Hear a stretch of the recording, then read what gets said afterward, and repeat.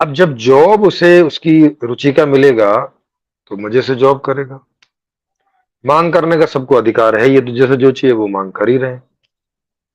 तो सारी माँगें सेंटर में पहुँच रही हैं और वहाँ अपनी-अपनी रुचि के आधार पर उन सभी माँगों का प्रोडक्शन हो रहा है और जिनको डिलीवरी में रुचि है, वो लोग डिलीवरी कर रहे हैं और लोगों को जो चाहिए वो पहुँच रहा है ना? इस तरह से। तो 25 से 50 के बीच लोग जॉब कर रहे होंगे अनिवार्य रूप से।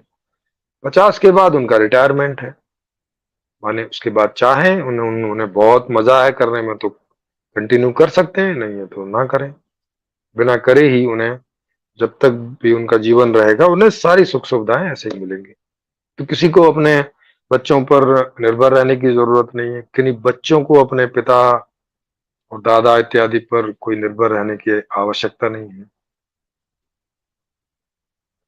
कि नहीं? ऐसी व्यवस्था मतलब एकदम रुचि वाली व्यवस्था।